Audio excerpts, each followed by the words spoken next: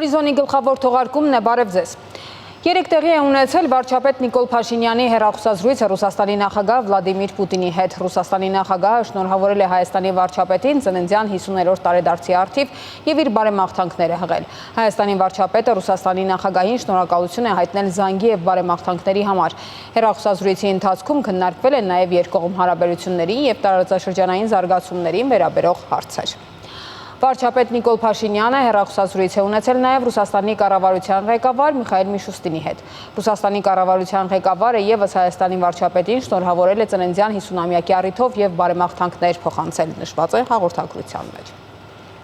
Վարչապետ Նիկոլ Փաշինյանը այցելել է Երևանի պետական համալսարան, շրջայցի ընթացքում ծանոթացել լաբորատոր կարողությունների զարգացման ուղղությամբ իրականացված աշխատանքներին։ Վարչապետը նախ եղել է ԵՊՀ ֆիզիկայի ինստիտուտի, օպտիկայի եւ ֆոտոնիկայի կենտրոնում, որի վերազինման աշխատանքները իրականացվել են Հայաստանի բարձրագույն կրթության եւ գիտության կոմիտեի նորարարությունների մրցակցային հիմնադրամի եւ Երևանի պետական համալսարանի ֆինանսավորման շրջանակներում։ Վարչապետին է ներկայացվել նաեւ ԵՊՀ նորաստեղծ հուշպուրակը, որը նվիրված է 44 օրյա պատերազմում զոհված հերոսներին։ Վարչապետը ծաղիկներ է խոնարհել եւ հարգանքի տուրք մատուցել նրանց հիշատակին։ Հաջորդիվ Նիկոլ Փաշինյանը շրջայց է կատարել ԵՊՀ կենսաբանության ֆակուլտետի լաբորատորիաներում։ Նշվել է, որ 2022-ից 2024 թվականներին պետական բյուջեի միջոցներով ԵՊՀ-ի համար ձեռք են բերվել շուրջ 3 միլիարդ դրամի գիտական ու լաբորատոր սարքավորումներ։ Երևանի պետական համալսարանում Նիկոլ Փաշինյանը նաև հանդիպում է ունեցել դասախոսների եւ ուսանողների հետ, ներկայացրել իրական Հայաստանի գաղափարախոսությունը, նշված է հաղորդագրության մեջ։ Գորիսում բացվել է Ֆրանսիայի գլխավոր հյուպատոսի գրասենյակը։ Մինչ այդ տեղի է ունեցել նաև հայ-ֆրանսիական ապակենտրոնացված համագործակցության 5-րդ համաժողովի բացման արարողությունը, որին մասնակցել են ինչպես Հայաստանի, այնպես էլ Ֆրանսիայի պաշտոնյաներ։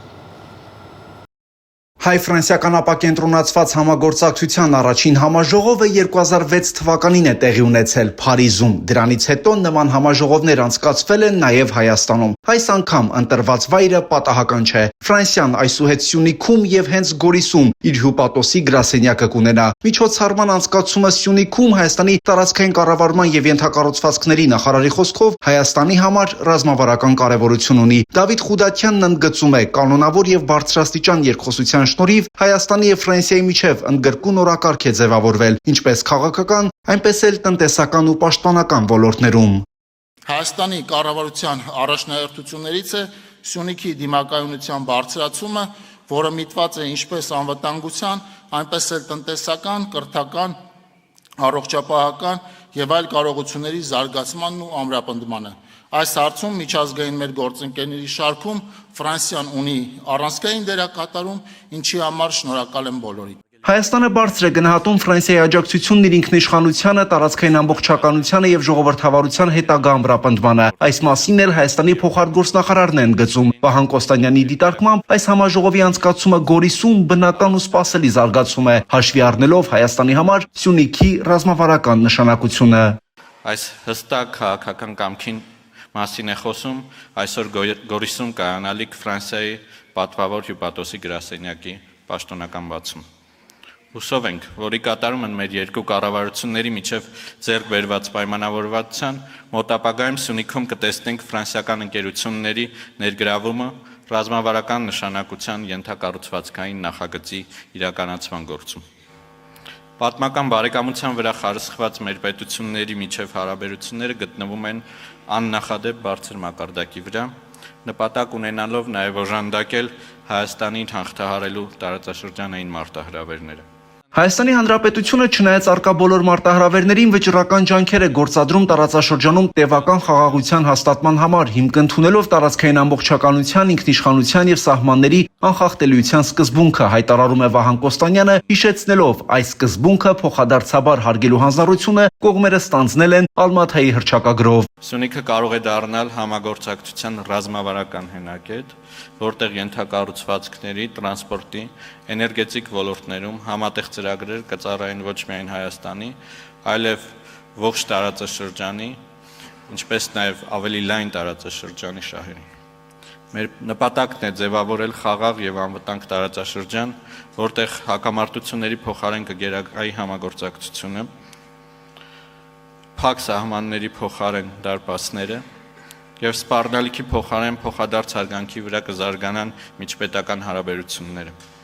Հայաստան-Ֆրանսիա ապակենտրոնացված համագործակցությունը ռազմավարական է, իր հերթին հայտարարում է Հայաստանում Ֆրանսիայի դեսպանը նկատելով, այն իրականացվում է համերաշխության նշանի ներքո։ Դեսպան Օլիվիե Դկոտինին ընդգծում է, Գորիսը մի քաղաք է, որը Հայաստանի աշխարհաքաղաքականության սրտում է գտնվում, քաղաք, որը հյուրընկալեց Լեռնային Ղարաբաղից տեղահանված ամբողջ բնակչությանը։ Սա քաղաք է, որ կառուցում է խաղաղություն տարածաշրջանում։ Այն եղել է միշտ խաչմերուկում եւ միտված խաղաղության կառուցմանը, եւ Գորիսը նորից կդառնա խաչմերուկ։ Մեր ներկայությունը այստեղ շատ նշանակալից է։ Այն, ինչ Հայաստանն ու Ֆրանսիան կառուցում են միասին, պարզապես տեխնիկական համագործակցություն չէ, պարզապես բարեկամություն չէ, այլ նաեւ իսկական լծակ է իրավիճակի վրա ազդելու, աջակցելու Հայաստանին եւ գործելու հանուն խաղաղության։ Հենց այս ուղերձներով էլ Գորիսի կենտրոնում, քաղաքապետարանին կից շենքում բացվում է Հայաստանում Ֆրանսիայի պատվո հյուպատոսի գրասենյակը։ Վահագն Հակոբյան, Հորիզոն։ Համբուրգի կայուն զարգացման ամենամյա համաժողովի շրջանակներում Հայաստանի արտաքին գործերի նախարարի տեղակալ Ռոբերտ Աբիսողոմոնյանը հանդիպել է ՄԱԿ-ի մարդկային բնակավայրերի ծրագրի գործադիր տնօրենի հետ։ Զրուցակիցները մտքեր են փոխանակել 2026 թվականին Հայաստանում անցկացվելիք ՄԱԿ-ի կենսաբանական բազմազանության մասին կոնվենցիայի կողմերի 17-րդ համաժողովի շրջանակներում հնարավոր համագործակցության շուրջ։ Արտաքին գործերի նախարարի տեղակալը իր գործընկերոջն է ներկայացրել Լեռնային Ղարաբաղից բռնի տեղահանվածների կարճաժամկետ ու միջնաժամկետ խնդիրների հասցեագրման ուղղված Հայաստանի կառավարության իրականացնող ջանքերը, ընդգծելով միջազգային աջակցության կարևորությունը։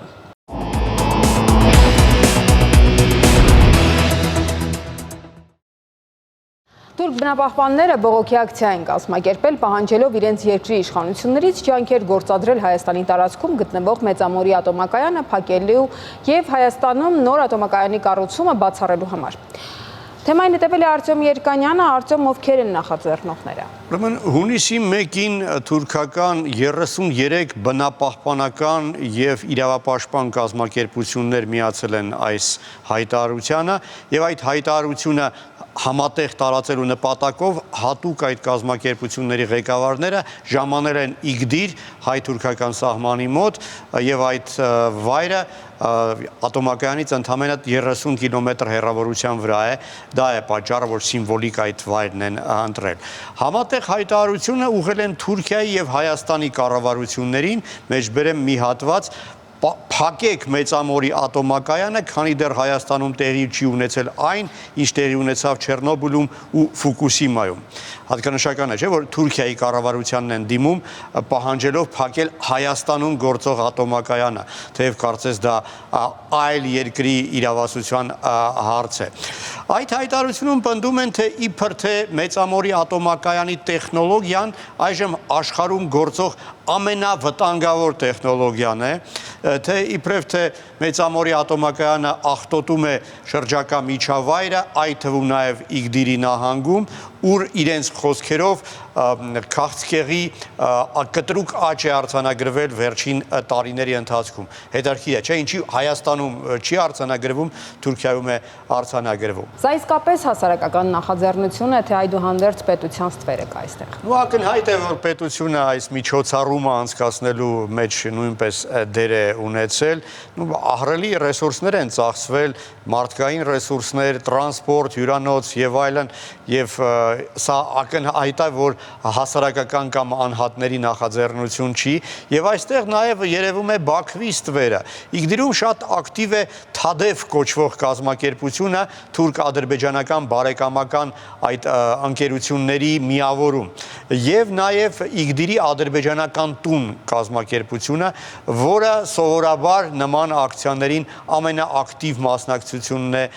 ունենում։ Հավանաբար այս անգամ եւս այս միջոցառման ստվերային պատվիրատուների թվում այդ կազմակերպություններն են, որոնք գործում են Ադրբեջանի նախագահի աշխատակազմի թելադրանքով եւ ֆինանսավորմամբ։ Եվ ինչն է հատկանշական, այդ տարածած հայտարարության տեքստը, բովանդակությունը որոշ պարբերություններում բառացիորեն կրկնում է այն հայտարարությունը, որով 2023 թվականի մայիսին հանդես էր եկել Ադրբեջանի օմբուդսմեն Սաբինա Ալիևան։ Կարծում եմ դա պատահական զուգադիպություն չէ։ Հավանաբար նույն մարդիկ են գրել։ Արտյոմ, իսկ ինչ փաստարկներ են բերում որպես ապացույց։ Ոչ մի փաստարկ չի բերվում, այսպես դատարկ խոսքեր, որոնք որևէ կերպ չեն դիմանում մասնագիտական քննադատությանը։ Մանավանդ հաշվի առնելով այն, որ 2023 թվականին ՄԱԳԱՏԷ-ի գլխավոր տնօրեն Ռաֆայել Գրոսին անձամբ հայտարարեց, որ Մեծամորի ատոմակայանը որևէ խնդիր չի կարող առաջացնել ոչ Հայաստանի, ոչ հարևան պետությունների համար, ինչը ապացուցել է նաև հատուկ տեսչական ստուգումը։ Նա նաև հայտարարել է, որ ՄԱԳԱՏԷ-ն որևէ խնդիր չի տեսնում Հայաստանի ատոմակայանի գործողության ժամկետը մինչև 36 թվական երկարացնելու եւ պատրաստ է քննարկել Հայաստանում նոր ատոմակայան կառուցելու հարցը, ինչին բոլորովին էլ դեմ չի ՄԱԳԱՏԷ-ն։ Եվ ինչն է հետաքրքիր, Ադրբեջանում են այժմ լրջորեն խոսում ատոմակայան կառուցելու մասին։ Թուրքիայում Ռոսատոմը նոր 2 ատոմակայան է կառուցում, ընդ որում նույն այն տեխնոլոգիայով, որով գործում է Մեծամորի ատոմակայանը։ Իրանում է Ռոսատոմը պատրաստվում նույն տեխնոլոգիայով ատոմակայան կառուցել, բայց թուրք եւ ադրբեջանցի բնապահպանները դա իհարկե չեն նկատում։ Իսկ որն է նրանց նպատակը։ Դե պարզ է, որ նպատակը Հայաստանի էներգետիկ ինքնուրույնությունը հարցականի տակ դնելն է, խաթարելն է,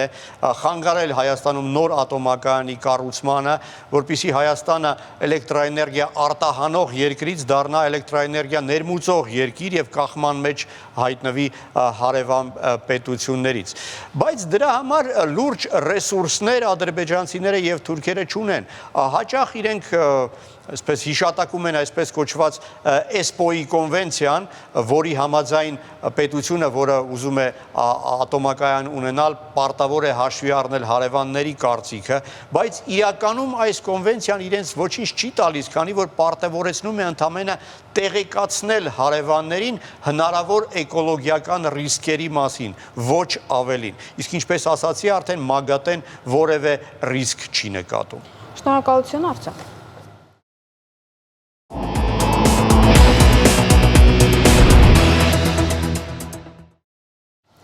Ֆինանսների նախարար Վահե Հովհաննիսյանը հանդիպել է Ասիական զարգացման բանկի գործադիր տնօրենի տեղակալ Լևելին Ռոբերտսի հետ։ Հանդիպման ընթացքում կողմերը քննարկել են համագործակցության հիմնական ուղղությունները, ընթացիկ եւ հեռանկարային ծրագրերը, նաեւ անդրադարձել այս տարվա մայիսին Միլանում կայացած 58-րդ տարեկան ժողովի ընթացքում ձեռք բերված պայմանավորվածություններին։ Լևելին Ռոբերտսը վերահաստատել է ԱԶԲ-ի Հայաստանին ներառական ու կայուն տնտեսական աճի խթանման գործում շարունակաբար աջակցելու հանձնառությունը։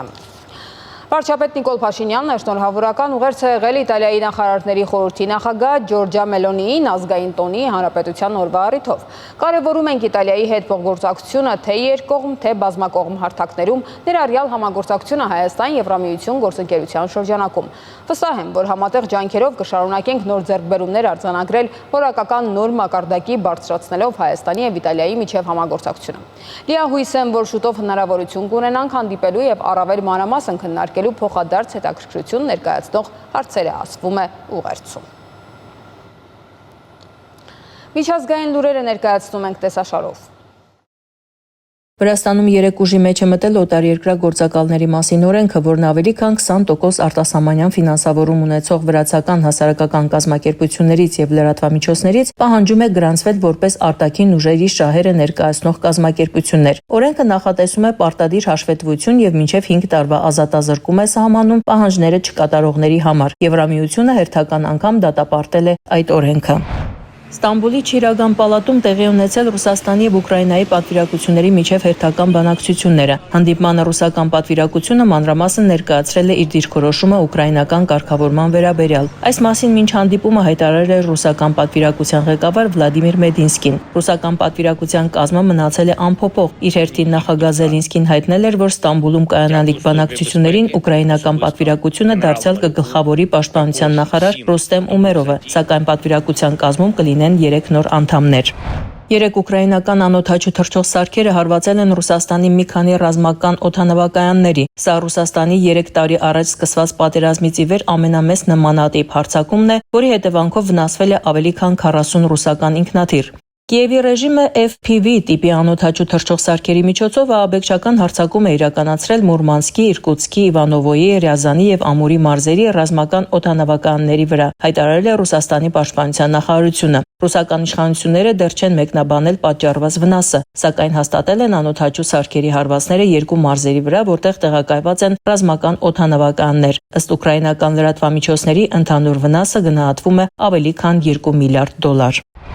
Ուկրաինայի սահմանակից ռուսական երկու շրջաններում Բրյանսկում եւ Կուրսկում 3 կամուրջ է փլուզվել։ Բրյանսկում կամրջի վրայով այդ պահին մի քանի բեռնատարներ են անցնելիս եղել։ Երբ այն փլուզվել է, բեռնատարներն ու կամուրջի բեկորները թափվել են կամրջի տակով անցնող ուղևորատար գնացքի վրա։ Զոհվել է առնվազն 7, վիրավորվել 67 մարդ։ Դրանից ժամեր անց Կուրսկի մարզի Ժելեզնոգորսկի շրջանում փլուզվել է երկրորդ կամուրջը, որի հետևանքով գնացքը դուրս է եկել գծերից, հայտնել են տեղի իշխանությունները։ Ռուսաստանի քննչական կոմիտեի պաշտոնական ներկայացուցիչ Սվետլանա Պետրենկոն հայտնել է, որ կամուրջները փլուզվել են պայթյունների պատճառով։ Հստակ չէ, թե արդյոք հարևան շրջաններում տեղի ունեցած փլուզումները կապված են միմյանց հետ, թե ոչ։ Կիևը դեռ որևէ մեկնաբանություն չի արել միջադեպերի մասին։ Մոսկվայի միջտարածաշրջանային տրանսպորտային դատախազությունը հայտարարել է, որ միջադեպերի առիթով հետաքննություն է սկսվել։ Կրեմլը հաղորդել է, որ ամբողջ գիշեր Պուտինին զեկուցել են իրավիճակի մասին։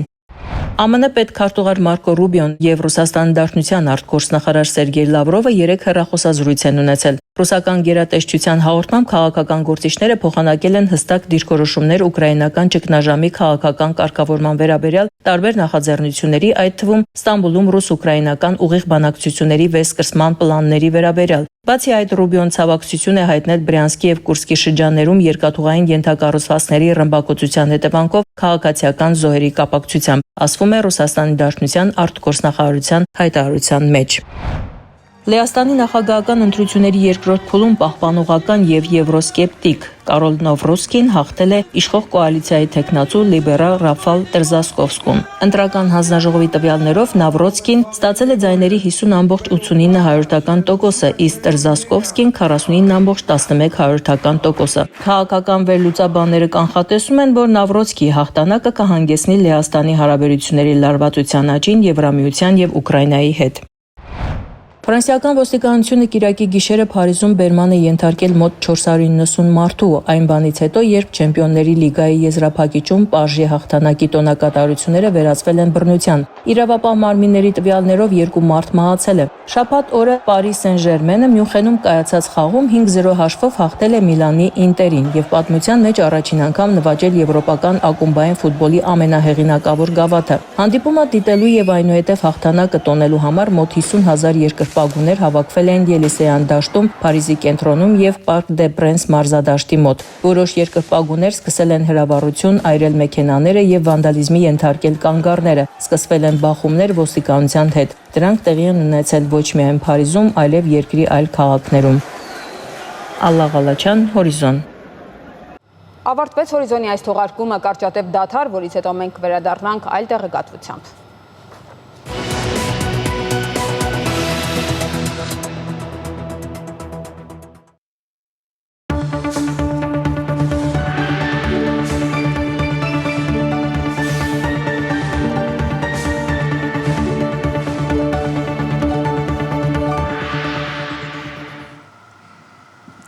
Եթերում հեռանկարն է։ Ստամբուլը դարձյալ հարթակ է ռուս-ուկրաինական բանակցությունների համար, բայց հենց այդ բանակցությունների նախօրեին ուկրաինական կողմը ԱԹՍ խոշոր հարձակում նախաձեռնեց Ռուսաստանի ռազմաօդային բազաների վրա։ Ինչպես կարող է այս ամենը անդրադառնալ ընդհանրապես գործընթացների վրա։ Քննարկենք ժողովրդավարության եւ անվտանգության հայկական կենտրոնի ղեկավար Արնոլդ Բլեյանի հետ։ Շնորհակալություն, պարոն Բլեյան, մեր հրավերը ընդունելու համար։ Ինչ էր նշանակում այդ բանակցություններից ընդամենը ժամեր առաջ նման հարձակում գործելը։ Գիտեք, նման հարձակումներ նաև փոքր ավելի նվազ, բայց մոտ 1 շաբաթ իրար հետևից ռուսական կողմը ուկրաինական տարբեր քաղաքներում, ընդհանրապես Կիև, հարձակումներ էր կազմակերպում, թիրախավորելով քաղաքացիական ենթակառուցվածքներ եւ բնական է, որ ուկրաինական կողմը պետք է պատասխաներ եւ շատ հուժկու պատասխանեց, իդեպ դա մի ԱԾ-ի կողմից կազմակերպված եւ իրագործված գործընթաց էր, ակցիա էր, որը կրում էր Սարդոստայն անվանումը, շատ լուրջ ուրեմն հարված է հասցվել ռուսական զինուժին եւ յուրաքանչյուր կողմը բանակցությունից առաջ փորձում է ամրապնդել իր դիրքերը, որպեսզի հանդես չգա ավելի որպես նվազ թույլ, միևնույն ժամանակ յուրաքանչյուր կողմը փորձում է իր ուժեղ դիրքավորմամբ նաև սիրաշայել Դոնալդ Թրամփին, որովհետև հասկանում ենք Թրամփը սիրում է համագործակցել եւ գործ ունենալ ուժեղների հետ եւ սովորաբար ճնշում է գործադրում հենց թույլի վրա, որովհետև հասկանալով այնտեղ ավելի հեշտ է։ Ստամբուլյան հարթակը կարծում եմ դրական է, որովհետև երկու կողմն էլ վստահում են թուրքական կողմին։ Այստեղ ես կառանձնացնեմ, որ Թուրքիան շատ կառուցողական է տրամադրված ուկրաինական կողմի հանդեպ եւ գիտեք նա հենց առաջ օրվանից չի ուրեմն չի ճանաչել Ղրիմի անեքսիան, դեպ գրեթե որևէ երկիր չի ճանաչել Ղրիմի անեքսիան ուկրաինական Ռուսաստանի կողմից եւ հետաբար բայց անկեղծ ասած ես մեծ հույսեր չեմ ակնկալում այսօր հենց այս պահին կարծեմ տեղի ունեցող բանակցություններից եթե ինչ հրաշքներով էլ նույնիսկ ռուսական կողմը համաձայնվի գնալ զինադադարի, ապա այն շատ կարճ կտևի, որովհետև ռուսական կողմը հետաքրքրված չէ զինադադարով, նույնիսկ մեծ կորուստների գնով, թե մարդկային, թե զինուժի, ռուսական կողմը պատրաստ է գնալ առաջ եւ Որը կարող է լինել այդ փոխզիջման կետը, որ երկու կողմերն էլ բնականաբար կարող են այդպես ուրախ չլինել արդյունքներից, բայց համաձայնել, որը կարող է լինել։ Այստեղ կա գաղտնիք, որովհետև ռուսական կողմն այնպես էլ չհրապարակեց իր ծրագիրը, գիտեք ուկրաինական կողմը տրամադրել էր այն թե ամերիկյան, թե ռուսական կողմերին, բայց Ռուսաստանը չի տրամադրել եւ հետեւաբար իմանալ թե ի վերջո որն է իրենց կողմից փոխզիջում դիտվել կամ հնարավոր է դիտվել, դժվար է ասել, բայց գիտեք, որ վերբալ մակարդակում մենք շատ ենք լսել հայտարարություններ, որոնք մենք շատ ենք լսում նաև Ադրբեջանի կողմից, որոնք օրինակ պահանջում են մեզնից փոխել սահմանադրությունը, որը նույնը պահանջում է Ռուսաստանն ու Ուկրաինայից, նա պահանջում է Ուկրաինայից փոքրացնել իր բանակը, մենք հիշում ենք, որ նման դատի առաջարկներ առաջ Ադրբեջանն առնում էր Հայաստանի նկատմամբ, նա փորձում է ռուսերենը դարձնել պետական երկրորդ լեզու, այսինքն եւ իդեպ նա նաեւ պահանջում է նոր ընտրություններ Ուկրաինայում, նա պահանջում է որպեսզի Ուկրաինայի նախագահը գնա սահմանադրության դեմ եւ ճանաչի ուկրաինական տարածքները ռուսական եւ հետեւաբար անիրագործելի պահանջներ են ներկայացնում, ինչպես օրինակ Ադրբեջանը ներկայացնում է անիրագործելի պահանջ, որպեսզի մենք ճնշման ներքո գնանք եւ փոխենք մեր սահմանադրությունը հանուն խաղաղության համաձայնագրի, բայց ես նորից պետք է ասեմ, որ Ռուսաստանի հետ ուժի լեզվով պետք է խոսել, ուժեղի դիրքից պետք է խոսել եւ ես հույս ունեմ, որ Միացյալ Նահանգներում այն 500%-անոց մաքսատուրքը, որը իրենք նախագծել են, դա օրենքի ուժ կստանա, որովհետև այլ կերպ Ռուսաստանի կանգնեցնել հնարավոր չէ, որովհետև իրականում Ռուսաստանի նպատակը միայն Ուկրաինայի արևելյան տարածքները չեն, Ռուսաստանի համար նպատակը ամբողջ Ուկրաինան է եւ ոչ միայն Ուկրաինան, որովհետև Ուկրաինայից հետո, գիտեք, հենց այս պայերին մենք արդեն ունենք արտահոսք, որ իրենք ամերիկյան կողմից պահանջում են, որպեսզի Ուկրաինան, Մոլդովան, Վրաստանը երբեք չընդգրկվեն ՆԱՏՕ-ի դաշինքում, շատ լավ հասկանալով, որ հենց դրանք են հաջորդ թիրախները լինելու, որոնք կորցնեն իրենց պետականությունը Ուկրաինայից հետո, իսկ ակնկալել, որ մենք պահպանենք մեր պետականությունը, եթե Վրաստանն ընկավ, դա անիրատեսական է։ Երբ պատերազմը սկսվում էր, այսպիսի միտք կար փորձագիտական շրջանակում, որ Ռուսաստանը Ուկրաինայի պատերազմով այդուհանդերձ փորձում է երկխոսելու հնարավորություններ ստեղծել, հա, մինչ այդ պահանջներ էր ներկայացրել նույն ՆԱՏՕ-ի հետ կապված եւ որևէ մեկը դրան չէր արձագանքել եւ Ուկրաինան դարձավ այդ երկխոսության հարթակը։ Ինչ բերեց դա։ Արդյունքներ բերեց թե չէ։ Ես չեմ կարծում, որ նա փորձում էր ինչ-որ մի երկխոսության մեջ մտնել, գիտեք, դուգինիզմը շատ երկար տարիներ արդեն գաղափարախոսություն է եւ հիմք է գտել պուտինյան քաղաքականության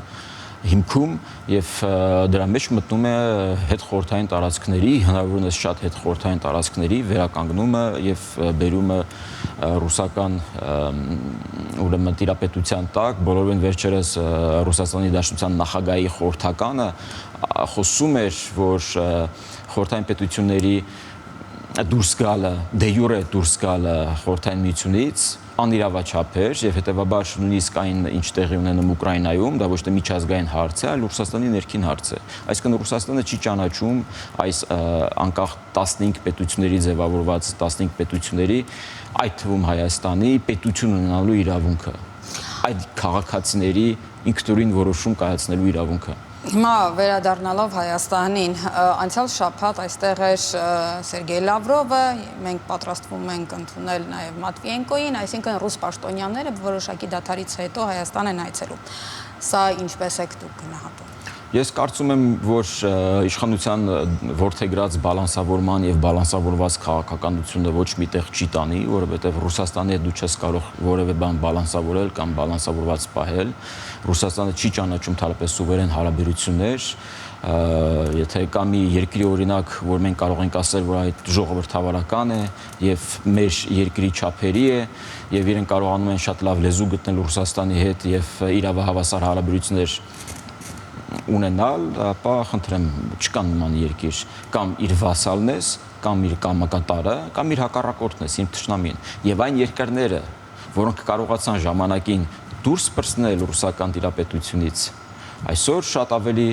այնտեղի քաղաքացիների կենսամակարդակը անգամներով բարձր Ռուսաստանից։ Ֆինլանդիա, Բալթիկ երկրներ եւ զարմանալի չէ, որ Մոլդովան եւ մնացած երկրները, ես հույս ունեմ նաեւ Հայաստանը, հույս ունեմ նաև Վրաստանի իշխանությունը ես նկատի ունեմ իհարկե, Հայաստանի իշխանությունը, որ նույնպես նման խնդիր ունեն, ձերբազատվել ռուսական այդ ստրկատիրական համակարգից, ապա ռուսականացվել եւ վերգտնել իրենց ինքնիշխանությունը, որովհետեւ այլ կերպ Հայաստանը չի կարող հարատևել։ Այլ կերպ Հայաստանը նորից կդառնա մանրադրամ եւ կգնան իրանք բարտեր գործարքների Թուրքիայի եւ Ադրբեջանի հետ Հայաստանի տարածքների եւ մեր կյանքերի հաշվին։ Հիմա դուք բերեցիք տարբեր երկրների օրինակները նաև տարբեր են իրենց շահերի եւ ընդհանրապես ունեցած ազդեցությունների առումով Հայաստանում Ռուսաստանի ունեցած ազդեցությունը արդյոք թույլ է տալիս նույն այդ ճանապարհով գնալ ինչպես Բալթյան երկրները կամ Ֆինլանդիա։ Դա իշխանության գործն է, իրենք պետք է ոչ թե մեծացնեն իրենց կախվածությունը, տնտեսական կախվածությունը Ռուսաստանից, իսկ գիտեք, որ մեր ամենախոցելի մասն է տնտեսական կախվածությունը, այլ հակառակը գնային դիվերսիֆիկացիա եւ այսօր էլ իրենք կարող են շատ լուրջ քայլերի գնալ, որպեսզի թոթափեն այդ կախվածությունը։ Ես հույս ունեմ, որ իշխանության այն հայտարարությունը, որ քանի որ մենք արդեն 95%-ով կախված չենք Ռուսաստանից, ռազմական ներողություն, ռազմատեխնիկական սպառազինման, գնման տեսանկյունից, ապա իրենք նպատակ են դրել նաև էներգետիկ ոլորտում, այդ թվում ատոմային էներգետիկայի ոլորտում այդ կախվածությունը մեկ կետից չդարձնել։ Իսկ վերադառնալով դեռ նախորդ հարցին, ես պետք է ասեմ, որ մենք նաև մաս ենք կազմել այն բողոքի ցույցերին, ակցիային, որը տեղի ունեցավ Սերգեյ Լավրովի այցին ընդառաջ ԱԳՆ շենքի մոտ եւ հունիսի 6-ին ես ուզում եմ ազդարարել, որ հենց ժամը 11-ին մենք բողոքի ակցիա ենք նաեւ իրականացնելու Մատվիենկոյի այցի նկատմամբ, որտեվ իրենք պետք է հասկանան, որ հայ ժողովուրդը չի ներել եւ չի մոռանալու այն ինչ տեղի ունեցել Հայաստանի հետ, հայերի հետ, Արցախի հետ եւ առնվազն 2020 թվականի պատերազմից հետո այն հավերքները, որոնք Ռուսաստանը բերեց մեր գլխին, հանդիսանալով որպես դաշնակից, բայց մեջքից խփելով եւ համագործակցելով եւ գործակցելով Ադրբեջանի եւ երբեմն Թուրքիայի հետ, մենք դա չենք մոռանալու եւ դա դարեր շարունակ կրկնվող իրադրություն է, իրականություն է, իրողություն է եւ մենք պետք է կոտրենք այդ շղթան եւ ի վերջո ձերբազատվենք այդ կախվածությունից։ Հիմա դուք խոսեցիք էներգետիկայի մասին եւ նկատեցինք, որ անցյալ շաբաթ կամ երկու շաբաթ առաջ էր Ռուսաստանի դեսպանը այցելել էր ատոմակայան եւ խոսել էր այդ նոր համակարգերի եւ այլնի մասին։ Սա ինչպես է գնահատում։ Գիտեք, իրենք ուզում են Թուրքիայում կառուցեն, թող կառուցեն Թուրքիայում։ Հայաստանում ատոմային էներգետիկան պետք է ընդհանրապես վերափոխվի այդ գաղափարը, որ պետք է լինի մեծ ատոմակայան եւ այն լինի ռուսական, դա պետք է կոտրվի։ Գիտեք, որ Միացյալ Նահանգներն առաջարկել այդ մոդուլային փոքր ռեակտիվ այդ մոդուլային այդ կոնցեպտը եւ մենք տվել ենք մեր համաձայնությունը, բոլորին վերջերս կարծեմ էներգետիկայի նախարարն էր ասում, որ միջև տարեվերջ մենք ավելի հստակ պատասխան կտանք, կարծում եմ այստեղ ավելի հստակ, քան երբևէ պետք է մենք հասկանանք, որ քանի որ նաեւ մենք ստորագրել ենք Միացյալ Նահանգների հետ ռազմավարական համագործակցության խարտիան, որի մեջ տեղ է գտել ատոմային էներգետիկայի համագործակցությունը, իսկ մինչ այդ դեռ Բայդենի վարչակազմի օրոք մենք հիշում եք մի առանձին Միրզոյան եւ Բլինքեն իրար հետ հենց բուն ատոմակային համագործակցության շուրջ, էներգետիկայի շուրջ մենք նմանատիպ համաձայնագիր ենք ստորագրել, պետք է դրան մի սահուն տանք։ Ես ոչ թե նպատակ ունեմ, որպեսզի Հայաստանը ենթադրենք, չգիտեմ, ռուսական վասալությունից դառնա մեկ այլ երկրի վասալություն, այլ մենք կարողանանք բազմազանեցնենք մեր համագործակցությունը եւ Ֆրանսիայի, Միացյալ Նահանգների հետ, այն երկրների հետ, որոնց մենք ունենք ընդհանրական շահեր, այն երկրները, որոնք ճանաչում են մեր գոյությունը, մեր պետությունը ունենալու իրավունքը, քաղաքացիների որոշումներ կայացնելու իրավունքը, մենք իրենց հետ պետք է համագործակցենք։ Հիմա դուք տնտեսագետ եք, այդ տնտեսագետները նաև հետևյալն են ասում, որ կոնկրետ ատոմակայանի դեպքում, էներգետիկայի դեպքում ոչ թե պետք է ընտրությունը լինի քաղաքական, այլ տնտեսական հաշվարկների հաշվին, եւ կար նաև տեսակետ, որ այդուհանդերձ մեծացումը նաև խոսում է խնայողության մասին ծախսերի առումով, դուք սա ինչպես եք դիտարկում։ Տարիներ շարունակ, տասնյակ տարիներ շարունակ մեր որոշումները եղել են զուտ քաղաքական, եւ որոնք կապ չեն ունեցել տնտեսության հետ, տնտեսագիտության հետ, եւ ունենք այն ինչ ունենք։ Ունենք այդ ահռելի կախվածությունը մեկ կենտրոնից, Ռուսաստանի Դաշնությունից, որը ցանկացած պայիս սկսում է օգտագործել այդ լծակները եւ մեզ պարտադրել տարատեսակ զիջումներ։ Վերջին տնտեսական զիջումը, պարտադրանքը եղավ 2013 թվականին, երբ մենք մեզ խոստացվել էր ել ավելի մեծ անվտանգային հովանոց Արցախի շուրջ, Հայաստանի Հանրապետության շուրջ, իսկ ուղիղ 3 տարի անց 2016 թվականին մենք արդեն ստացանք քառօրյա պատերազմ, ապրիլյան պատերազմ Արցախում։ Կարծում եմ ոչ, այդպիսի կարևոր որոշումները պետք է լինեն թե քաղաքական եւ տնտեսական, եւ այստեղ դժվար է տարանջատել իրենք հակառակը պետք է փոխլրացնող լինեն,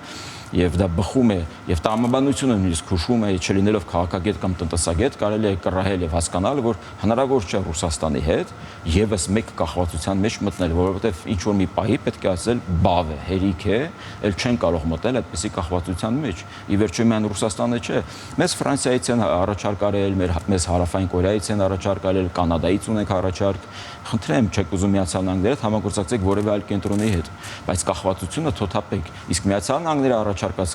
տարբերակը լրիվ մի նոր կոնցեպտ է, որն արդեն իսկ իրագործվել է եւ փորձարկվել է, տնտեսապես շատ ավելի շահավետ է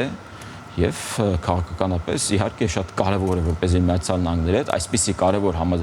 այն էլ այս վարչակազմի օրոք ունենալ նման համագործակցություն, որպեսզի դիրքավորվել որպես կարևոր գործընկեր։ Այս վարչակազմի պլանները Հարավային Կովկասում արդեն իսկ հայտնի են, որքանով են երկարաժամկետ։ Տարիներ շարունակ մենք լսել ենք, որ Միացյալ Նահանգները հետաքրքրված չէ Հայաստանով, այս տարածաշրջանով, որ իրենք հետաքրքրված են այս տարածաշրջանով այնքանով, որքանով կարելի է այստեղից Ռուսաստանի դուրս հանել եւ այլն, բայց բոլորին վերջերս օրինակ Մարկո Ռուբիոն պատասխանելով Վրաստանի հետ կապված մի հարցադրմանը, թե ինչպես է դուք վերաբերվում այն հանգամանքին, որ Վրաստանի վրացական երազանքը իշխանությունը հակաամերիկյան քայլեր է գնում, քանի որ այն կազմակերպությունները, որոնք նախապես